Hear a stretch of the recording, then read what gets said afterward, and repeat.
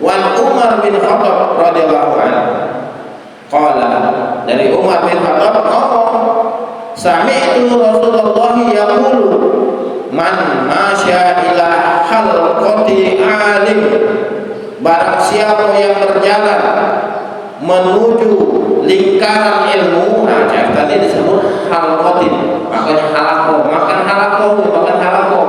makan yang melingkar. Cak kita tadi melingkar disebut halqatin. Halaqatin artinya melingkar. Lingkaran alim, barang siapa berjalan menuju lingkaran alim, kana lahu bi kulli khutwatin mi'atu hasanatin, maka baginya di setiap langkahnya itu mendapatkan 100 kebaikan. Nah, bapak dari rumah, nah ke masjid, oh di situ ada majelis ilmu, setiap langkah itu sudah dihitung oleh Allah 100 kebaikan. Wa idza jalasa indahu, dan apabila dia duduk di sisi orang yang berilmu tadi, wastama'a ma yaqulu, dan mendengarkan apa yang diomongkan, kana lahu bi kulli kalimatin, maka baginya untuk setiap kalimat hasanatun, 1 kebaikan. Setiap kalimat, setiap kata. Nah, kalau dalam bahasa Arab ini Bapak, ada kalam, ada kalimat. Kalau kalimat, kalau kita kan kalimat itu panjang, misalkan Budi pergi ke pasar, itu 1 kalimat. Tapi kalau dalam ilmu bahasa Arab, kalimat itu kata. Budi 1, pergi 2, ke 3, pasar. Nah, itu beda bahasa Arab dengan bahasa Indonesia. Kata zakarahu An-Nawawi fi Riyadhis Shalihin. Yang nyebutkannya siapa? Imam Nawawi dalam kitab Riyadhis Shalihin. Wa qala alaihi salatu wassalam, kata Nabi Muhammad sallallahu alaihi wasallam, faqihun wahidun. Nah, faqihun, siapa orang faqih? Alimun bi ilmi syariati. Orang faqih itu artinya orang yang ahli ilmu dengan ilmu syariat, artinya ahli fikih. Satu orang ahli fikih, faqihun wahidun, mutawari'un, dan wara'. Apa arti wara'? Ay mutakallifun bitarkil muharrami, yaitu orang yang selalu meninggalkan yang haram. Fahuwa muqtadi bidzalika asadu ala syaitani min alfi abidin mujtahidin jahilin wa ra'in. Satu orang yang alim, yang wara', lebih ditakuti oleh setan daripada 1000 orang yang rajin beribadah, abid, mujtahid, sudah abid, mujtahid, beribadah, dan dia itu sungguh-sungguh, tapi jahil, tapi bodoh, dan wara', dan dia itu juga meninggalkan yang haram. Apa maksudnya Bapak? Satu orang ahli fikih, pintar ilmu fikih. Ilmu fikih ini bisa untuk membuat suatu ibadah itu jadi sah atau tidaknya. Satu dibandingkan dengan 1000, tapi dia tidak paham ilmu fikih. Dia beribadah tidak pakai ilmu fikih, sekedar dia baik, rajin dia. Nah, satu orang yang ahli fikih tadi lebih baik daripada 1000 orang yang rajin beribadah. Ini kenyataan Bapak. Anak pernah ketemu sama orang sholat, tapi rupanya dia tidak ganti ilmunya. Karena dia tidak belajar. Pas anak tanya, kamu sholat secara fikihnya, secara niatnya itu kapan dibaca? Niat sholat itu kapan dibaca? Oh, waktu kami tegak itu kan usolli kalau subuh misalkan, itu sudah kami baca niat. Padahal di dalam ilmu fikih, dalam suatu ibadah itu, niat itu harus berbarengan dengan daripada permulaan ibadah. Salat permulaan ibadahnya apa? Takbir, Allahu Akbar. Allahu Akbar kerok, disitulah baru niatnya dibaca muqaranah berbarengan dengan takbir tadi. Allah di situ dalam hati kita, aku niat sholat subuh. Sudah.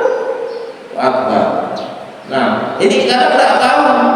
Usolli waktu subuh giliran Allah Akbar dari alif ke rohnya kosong, itu tidak masuk ke dalam niat. Sama baca wudu, kamu wudu niatnya kapan? Cuci tangan, apa itu wudu alirabbil hadas sorry. Padahal wudu itu yang wajibnya rahi, tangan sampai ke sikut, sebagian kepala, terus kaki. Nah, yang lain-lainnya itu sunnah. Kapan mulai niatnya?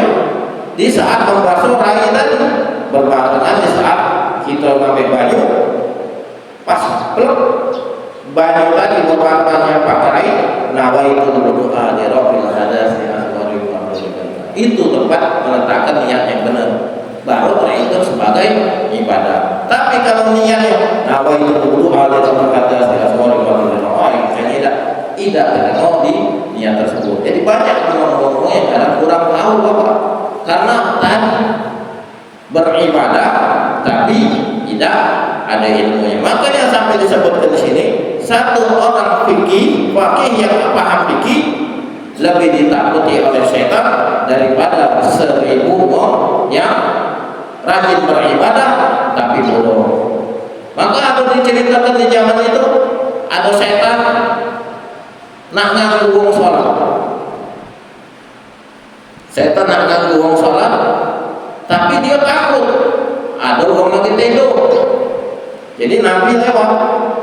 Zaman itu acara, namanya ini kan Nabi kan dari Allah dapat mukjizat. Dijenguk oleh Nabi, setan tadi. Ngapo ada di depan ini? Jadi dijawab oleh setan, aku tuh pengen ganggu wong yang lagi beribadah itu, tapi aku takut sama yang tidur itu. Ngapa bisa takutnya itu? Sedangkan dia lalai, dia sedang beribadah. Oh tidak takut.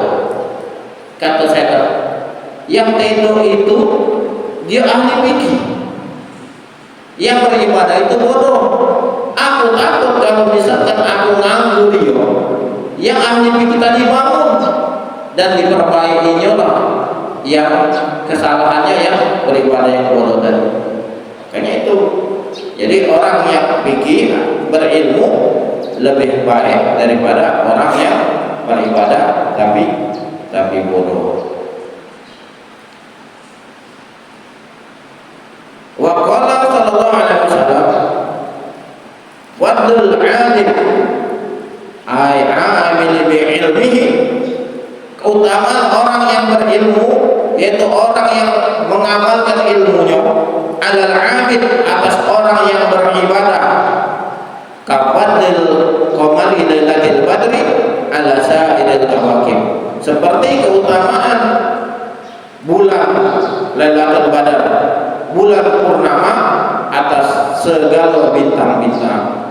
Muradu bil badri kasratul thawabi syamili lima yu'tihillahu lil 'abidi bil akhirati min darajatil jannati walidatiha wa ma'qudiha wa masyarabiha wa munakihima.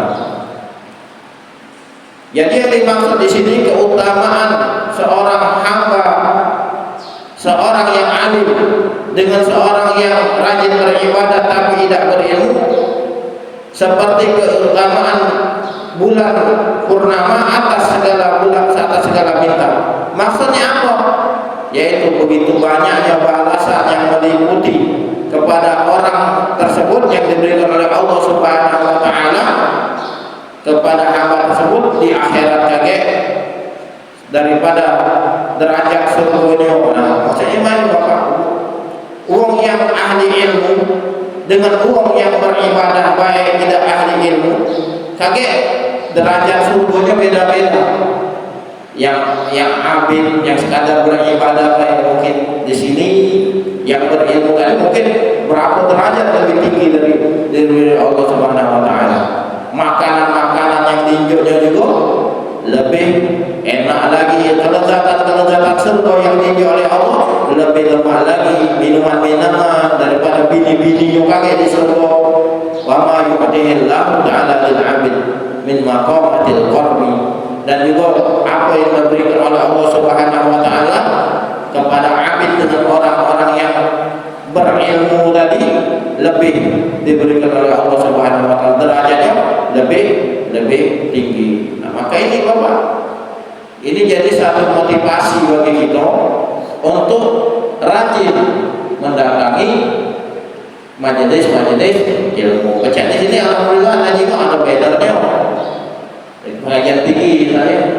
Pengajian tinggi itu memang sangat penting. Kata guru anak Al-Mahmud Ustaz Ahmad Rifai, lah dia cerita. Fikih itu untuk membuat suatu ibadah itu jadi sah. Soal diterima tidak diterimanya urusan Allah. Kalau tidak ada ilmu fikih, belum tentu sah ibadah yang kita gawekan.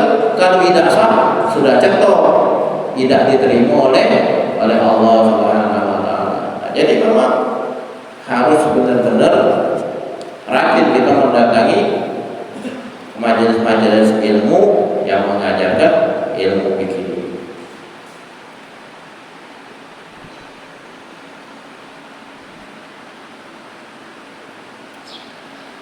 Wa qala sallallahu alaihi wasallam, man intaqala ay yuhawwila masyian aw raqiban min mahalihi ila mahalin akhar liyata'allama ilman minal ulumi syari'ati ghufira lahu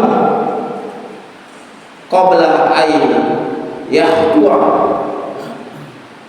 Nah, di sini dikatakan barang siapa yang berpindah untuk mempelajari suatu ilmu, maka akan dihampunkan baginya dosanya. Ai mutaqaddama min dzabi shaghair, tapi dosanya maksudnya dosa yang kecil. Qabla ayyahwa, sebelum dia melangkah.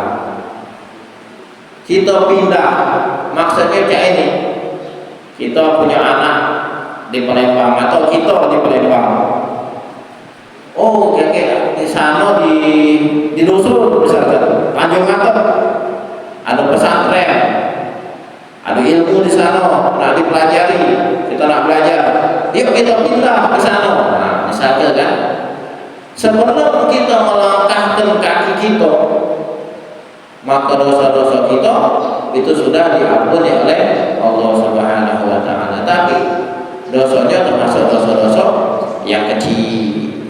Dosa-dosa besar harus benar-benar bertobat kepada Allah Subhanahu wa taala. Wa qala sallallahu alaihi wasallam, akramul ulama, muliakanlah oleh kamu para ulama. Wa innahum indallahi kurama'u makrumun, karena sesungguhnya mereka itu di sisi Allah adalah orang-orang yang mulia dan yang dimuliakan.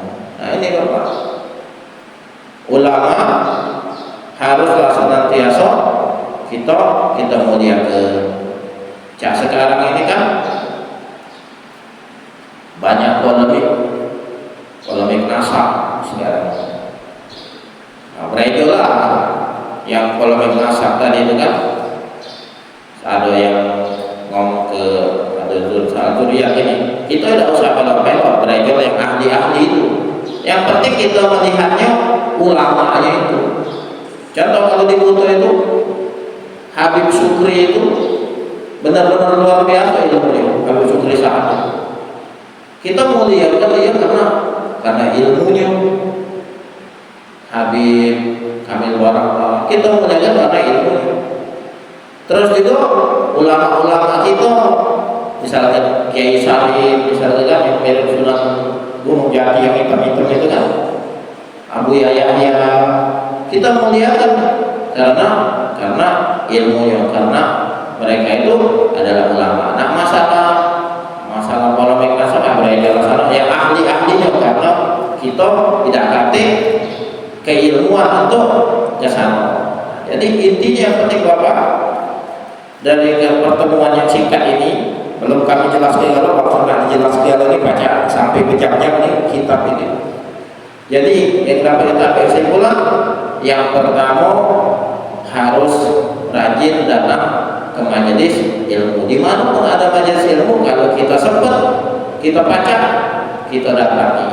Dan yang kedua tadi rajin menziarahi ulama-ulama, datang ke rumah ulama yang masih hidup didatangi. Insya Allah kita mendapatkan keberkahan dengan melihat wajah ulama tadi, dengan penuh rasa senang, itu pun sudah lebih baik tadi daripada mensedekahkan 1000 dan senantiasa kita memuliakan para ulama. Mudah-mudahan dengan amalan-amalan tersebut Allah Subhanahu wa taala akan menurunkan barakahnya kepada kita, menurunkan rasa cintanya kepada kita, dan kita pun akan semakin kuat rasa cinta kita kepada mereka, sehingga semakin kuat pula rasa cinta kita kepada baginda Nabi Muhammad sallallahu alaihi wasallam. Cinta dengan Nabi Muhammad berarti kita cinta juga kepada Allah Subhanahu wa taala. Amin ya rabbal alamin. Kiranya inilah yang dapat kami sampaikan.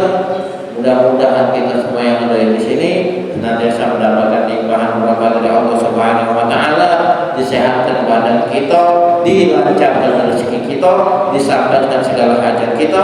Amin ya rabbal alamin. A'udzu billahi minasyaitonir rajim. Bismillahirrahmanirrahim. Alhamdulillahirabbil alamin. Allahumma shalli wa sallim wa barik wa karim ala sayyidina Muhammad wa ala ali sayyidina Muhammad. Allahumma arzuqna al-fahma wal ilma wal hikmata wa ala rahmatika ya arhamar rahimin. Rabbana atina fid dunya hasanah wa fil akhirati hasanah wa qina adzabannar. Wa sallallahu alaihi Muhammadin wa ala alihi wa sahbihi wasallam. Walhamdulillahi rabbil alamin. Taqabbalallahu minkum innahu kana qadir. Terima kasih atas segala perhatian. Mohon maaf atas segala kekurangan. Wabillahi taufiq wal hidayah. Wassalamualaikum warahmatullahi wabarakatuh.